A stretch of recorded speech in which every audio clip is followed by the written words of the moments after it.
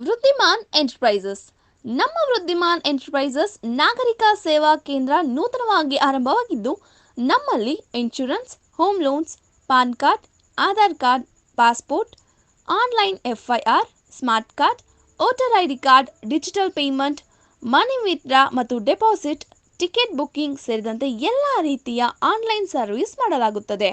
ಒಮ್ಮೆ ಭೇಟಿ ನೀಡಿ. ವೃದ್ಧಿಮಾನ್ ಎಂಟರ್ಪ್ರೈಸಸ್ ಮಾಲೀಕರು ಎನ್ ನಾಗರಾಜ್, KGF ರಸ್ತೆ, ಜೈಭೀಮ್ ನಗರ, ಬೇತ್ಮಂಗಲ. ಗೌತಮ್ ನಿಮ್ಮ ಕ್ಯಾಂಡಿಡೇಟ್ ಫೋಟೋ ನಂಬರ್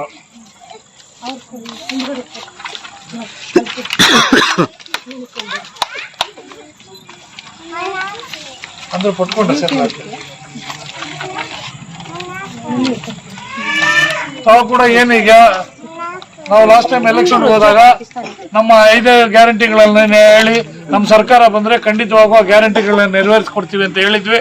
ಅದರ ಪ್ರಕಾರ ನಮ್ಮನ್ನ ನಂಬಿ 90% ಬಡ ಜನರು ಕಾಂಗ್ರೆಸ್ ಸರ್ಕಾರ ಬಂದ್ರೆ ನಮ್ಗೆ ಒಳ್ಳೇದಾಗತ್ತೆ, ನಮ್ಗೆ ಅವ್ರು ಹೇಳಿರೋ ಭರವಸೆಗಳೆಲ್ಲ ಈಡೇರಿಸ್ತಾರೆ ಅಂತ ಹೇಳಿ ನಮ್ಮನ್ನ ನಂಬಿ ಅವ್ರು ಓಟ್ ಹಾಕಿದ್ರು.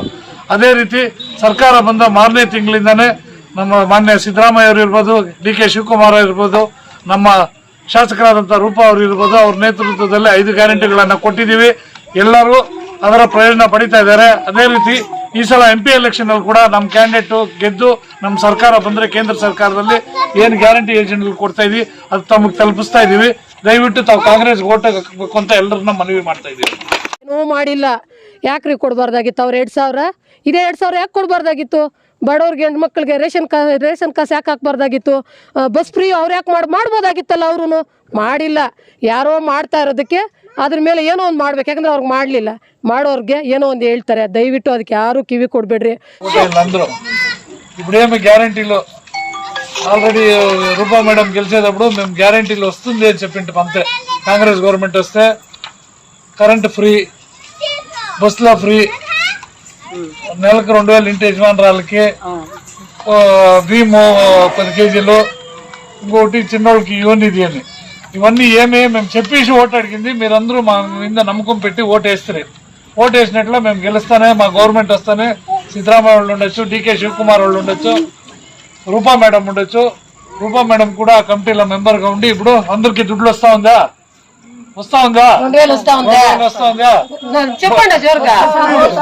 బస్సులో ఫ్రీగా పోతా ఉన్నారా? దాని నుంచి ఈ గ్యారంటీలు అంతా కంటిన్యూ కావాలంటే తిరిగా సెంట్రల్ గవర్నమెంట్ మందే వచ్చాయంటే అడిషనల్ ఇప్పుడు ఏం వస్తా ఉందో దాని జతకి 1 లక్ష రూపాయలు ఇంటి యజమానురాలకి ఇస్తారు, 1 లక్ష రూపాయలు స్కాలర్షిప్ చిన్నోళ్ళకి. అట్లే ఇప్పుడు నరేగా పనులకు పోతా ఉన్నాం కదా, పంచాయతీ పనులకి 280 వస్తా ఉండేది, దాన్ని 400 చేస్తారు. జాతీయ గణితి ఇప్పుడు రైతులు చాలా మన్నా చేస్తామని హామీ ఇచ్చిండారు. కాబట్టి మీరు మన నమ్మకం పెట్టి ఓటేసిన దానికి మీ నమ్మకం నిలబెట్టుకొని 5 గ్యారంటీలు ఇచ్చిండామా? అదే రీతి ఈ గీత కూడా కాంగ్రెస్ ఓటేసి MP క్యాండిడేట్ ని గెలిపించి మన సర్కారం వస్తే కేంద్రంలో ఈ గ్యారంటీలు కూడా అందరికీ వస్తాయని అందరికీ ಮನವಿ చేస్తా ఉన్నాం. ಇದೆ ನನಗೆ ಫಿಲ್ಟರ್ ಕೊಟ್ಟಿದ್ದಾರೆ.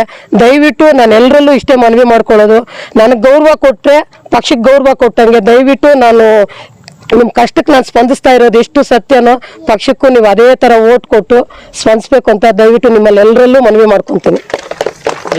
ಮನೆಗೂ ತಲುಪ್ತಾ ಇದೆ ಕೇಳ್ರಿ, ಯಾಕಂದ್ರೆ ನಾನು ಧೈರ್ಯವಾಗಿ ಕೆಲಸ ಮಾಡಿದ್ದೀನಿ. ಧೈರ್ಯವಾಗಿ ಬಂದು ನಾನು ಅವ್ರ ನೋಟ್ ಕೇಳ್ತೀನಿ. ಇವಾಗ ಅವ್ರನ್ನು ಕೇಳಿ ಹೇಳ್ತಾರೆ ನಾವು ಕೆಲಸ ಮಾಡ್ತಾ ಇದೀವಿ ಇಲ್ಲ ಅಂತ. ನಮ್ಮ ಗ್ಯಾರಂಟಿಗಳೇ ನಮ್ಗೆ ಶ್ರೀರಕ್ಷೆ. ನಾವು ಗ್ಯಾರಂಟಿ ಕೊಟ್ಟಿದೀವಿ, ಧೈರ್ಯದ ಮೇಲೆ ಬಂದು ನಾವು ಕೆಲಸ ಮಾಡಿದೀವಿ ಅಂತ ಅವ್ರು ನೋಟ್ ಕೇಳಕ್ಕೂ ನಮ್ಗೊಂದು ಸರ್ಕಾರ ನಮ್ಗೊಂದು ಇದು ಕೊಟ್ಟಿದ್ದಾರೆ. ಮಾಡುತ್ತೆ, 100% ಮಾಡುತ್ತೆ. ಹೇಳಿಲ್ಲ, ಅವ್ರು ಹೇಳಿದಾರ ನಾವು ಸೋತ್ರೆ ಮತ್ತೆ ನಾವು ಅದನ್ನ ತೆಗಿತೀವಿ ಅಂತ ಹೇಳಿದ್ರೆ ಹೇಳಿಲ್ಲ. ಹೇಳ್ತಾರೆ ಅಪೋಸಿಷನ್ ಅವ್ರ ಕೆಲಸ, ಯಾಕಂದ್ರೆ ಅವ್ರು ಏನೂ ಮಾಡಿಲ್ಲ.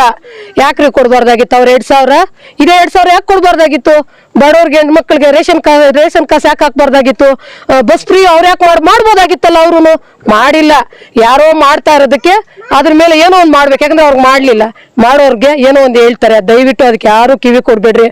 ಬಡವರ ಪಕ್ಷ ನಮ್ಮ ಕಾಂಗ್ರೆಸ್ ಪಕ್ಷ ಅಂತ ಹೇಳೋಕ್ಕೆ ನಾನು ಹೆಮ್ಮೆ ಪಡ್ತೀನಿ. ನಿಜವಾಗ್ಲೂ ಬಡವ್ರಿಗೋಸ್ಕರನೇ ಈ ಪಕ್ಷ ಇರೋದು.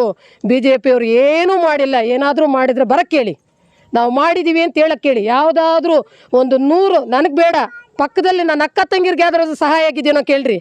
ನಾನು ಇವಾಗ ಹೆಮ್ಮೆಯಿಂದ ಹೇಳ್ತೀನಿ, ನನಗೆ ಸಹಾಯ ಇಲ್ಲ ಅಂದರೂ ಕೂಡ ನಾನು ಪಕ್ಕದ ಮನೆಯವ್ರಿಗೆ ಸಹಾಯ ಆಗ್ತಾ ಇದೆ, ಹೆಮ್ಮೆ ಇದೆಲ್ಲ ಹೇಳ್ತೀನಿ. ನಿಜವಾಗ್ಲೂ ಅವ್ರು ಏನೂ ಮಾಡಿಲ್ಲ, ಸುಮ್ಮನೆ ಏನೋ ಅಂತ ಹೇಳಕ್ಕೆ ಹೋಗ್ತಾರೆ. ಮಾಡಲಿ, ಅವರು ಮಾಡಲಿ, ನಾಳೆ ದಿವಸ ಅಯ್ಯೋ ಅವರು ಮಾಡಿದಾರಪ್ಪ ಅಂತ ನಮಗೂ ಒಂದು ಕನ್ಕರೆ ಬರುತ್ತೆ. ಅವ್ರು ಮಾಡಿಲ್ಲ, ಮಾಡೋರು ನೋಡಿ ಏನೋ ಒಂದು ಗೂಬೆ ಕುಳ್ಳಿಸ್ತಾ ಇದ್ದಾರೆ. ನಾವು ಗ್ಯಾರಂಟಿ ಕಾರ್ಡ್ ಹಿಡ್ಕೊಂಡು ಪ್ರತಿ ಮನೆಗೂ ಹೋಗಿ ಓಟ್ ಕೇಳಿದ್ವಿ. ಅವಾಗ ಇವು ಯಾವ ಭರವಸೆಗಳು ಇಲ್ಲ, ಆದರೂ ಕೂಡ ನಾವು ಗೆದ್ದರೆ ರೂಪಾಯಿ ಶಿಶಿದರು ಕಾಂಗ್ರೆಸ್ ಗೌರ್ಮೆಂಟ್ ಬಂದರೆ ನಾವು ಈ ಗ್ಯಾರಂಟಿ ಕೊಡ್ತೀವಿ ಅಂತ ಎಲ್ಲ ಮನೆಗೂ ಜನಕ್ಕೆ ಹೇಳಿದ್ವಿ. ಅದೇ ಪ್ರಕಾರ 5 ಗ್ಯಾರಂಟಿ ಮನೆಗೂ ಹೋಗಿ ಒಬ್ಬ ಮಹಿಳೆಯರನ್ನು ಕೂಡ ನಾನು 1 ಗ್ರಾಮ್ಗಾಗಲಿ ಪಂಚಾಯತಿ ಗ್ರಾಮ್ಗಾಗಲಿ ನಾನೊಂದು ನಮ್ಮ ವಾರ್ಡಲ್ಲಿ ಒಂದು ಹೆಂಗಸರನ್ನು ಕೂಡ ನಾನು ಅಲ್ಲಿ ಆಫೀಸಿಗೆ ಕಳಿಸಿದೆ. ನಾನೇ ಸ್ವಯಾಜಿತವಾಗಿ ನಿಂತು ಅವ್ರಿಗೆ ಪ್ರತಿಯೊಂದು ಇದನ್ನು ತಲುಪಿಸಿದ್ದೀನಿ. ನಮ್ಮ ವಾರ್ಡಲ್ಲಿ 99% ನಾವು ಗೌರ್ಮೆಂಟ್ ಹೇಳಿರೋ 5 ಗ್ಯಾರಂಟಿಗಳನ್ನು 99% ನಮ್ಮ ವಾರ್ಡಲ್ಲಿ ನಾವು ತಲುಪೋ ಕೆಲಸ ಮಾಡಿದ್ದೀವಿ. ಅದೇ ಧೈರ್ಯದ ಮೇಲೆ ಬಂದು ಈಗ ದಯವಿಟ್ಟು ಮಹಿಳೆಯರಾಗಲಿ ಎಲ್ಲ ಸರ್ಕಾರ ಸೌಲಭ್ಯ ಪಡಿತಾ ಪ್ರತಿಯೊಂದು 2,000 ಬರ್ತಾ ಇದೆ, ರೇಷನ್ ಕಾರ್ಡ್ ಬರ್ತಾ ಇದೆ, ಯುವ ನಿಧಿ ಬರ್ತಾ ಇದೆ, ಎಲ್ಲ ಅವ್ರು ಏನು ಹೇಳಿದ್ರು. ಬಸ್ಸು ನಾನು ಕೂಡ ಅಷ್ಟೇ, ನಿಜವಾಗ್ಲೂ ಮೊನ್ನೆ ನಾನು ಕೋಲಾರ ಬಸ್ಸಲ್ಲಿ ಹೋದ್ವಿ, ಎಷ್ಟು ಖುಷಿ ಆಯಿತು. 60 ರೂಪಾಯಿ ನನಗೆ ಮಿಕ್ತು ಅಂದರೆ ನನಗೆ ಖುಷಿ ಆಯಿತು. ತಾಳೊಂದು ಜ್ಯೂಸ್ ಕುಡಿಯೋಣ ಅನಿಸ್ತು, ಇಲ್ಲ ಯಾರಿಗೋ ಒಬ್ರಿಗೆ ಏನಾದರೂ ತಿಂಡಿ ಕೊಡ್ಸೋಣ ಅನಿಸ್ತು ನನಗೆ. ಆ ಥರ ಪ್ರತಿಯೊಬ್ಬರು ಈ ಸೌಲಭ್ಯನ ಪಡ್ಕೊಂಡಿದ್ದೀರಾ. ದಯವಿಟ್ಟು ನಿಮ್ಮಲ್ಲಿ ಮನವಿ ಮಾಡ್ತೀನಿ, ನೀವು ಕೇಳ್ಬೋದು ಗೌತಮ್ ಯಾರು ಅಂತ. ಗೌತಮ್ ಯಾರು ಇಲ್ಲ, ನಮಗೆ ಶಾಸಕರು ಇಲ್ಲಿದ್ದಾರೆ. ಶಾಸಕರು ಹೇಳಿದ ಕೆಲಸ ಎಲ್ಲನೂ ಮಾಡ್ತಾ ಇದ್ದಾರೆ. ನನ್ನ ವಾರ್ಡಲ್ಲಿ 30 ವರ್ಷದಿಂದ ಒಂದೇ ಒಂದು ರೋಡ್ ಮಾಡಿಲ್ಲ, ಒಂದು ಲೈಟ್ ಕೂಡ ಹಾಕ್ಸಿಲ್ಲ. ಆದರೂ ನಮ್ಮ ಶಾಸಕನ ಗಲಾಟೆ ಮಾಡಿ ನಾನು ಲೀಡ್ ಕೊಡಿಸಿದ್ದೀನಿ. ನನಗೆ ದಯವಿಟ್ಟು ನನ್ನ ವಾರ್ಡಲ್ಲಿ ಏನೋ ಒಂದು ಕೆಲಸ ಮಾಡಲೇಬೇಕು ಮೇಡಮ್ ಅಂದಿದ್ದಕ್ಕೆ ನನಗೆ CC ರಸ್ತೆ ಕೊಟ್ಟಿದ್ದಾರೆ, ಓಣಿಯಲ್ಲಿ ಐಮಾಸ್ ಲೈಟ್ ಕೊಟ್ಟಿದ್ದಾರೆ. ಈಗ ಫಿಲ್ಟ್ರು ಮೇಡಮ್, ಎಲ್ಲ ಹೆಣ್ಮಕ್ಳು ಬಡ ಹೆಣ್ಮಕ್ಳು ಇರೋದು ವಾರ್ಡಲ್ಲಿ, ನಮಗೊಂದು ಫಿಲ್ಟ್ರ್ ಬೇಕೇ ಬೇಕು ಅಂದಿದ್ದಕ್ಕೆ ಹಿಂದೆ ತುಳಿದೆ ನನಗೆ ಫಿಲ್ಟ್ರ್ ಕೊಟ್ಟಿದ್ದಾರೆ. ದಯವಿಟ್ಟು ನಾನು ಎಲ್ಲರಲ್ಲೂ ಇಷ್ಟೇ ಮನವಿ ಮಾಡ್ಕೊಳ್ಳೋದು, ನನಗೆ ಗೌರವ ಕೊಟ್ಟರೆ ಪಕ್ಷಕ್ಕೆ ಗೌರವ ಕೊಟ್ಟಂಗೆ ದಯವಿಟ್ಟು ನಾನು ನಿಮ್ಮ ಕಷ್ಟಕ್ಕೆ ನಾನು ಸ್ಪಂದಿಸ್ತಾ ಇರೋದು ಎಷ್ಟು ಸತ್ಯನೋ ಪಕ್ಷಕ್ಕೂ ನೀವು ಅದೇ ಥರ ಓಟ್ ಕೊಟ್ಟು ಸ್ಪಂದಿಸ್ಬೇಕು ಅಂತ ದಯವಿಟ್ಟು ನಿಮ್ಮಲ್ಲಿ ಎಲ್ಲರಲ್ಲೂ ಮನವಿ ಮಾಡ್ಕೊತೀನಿ.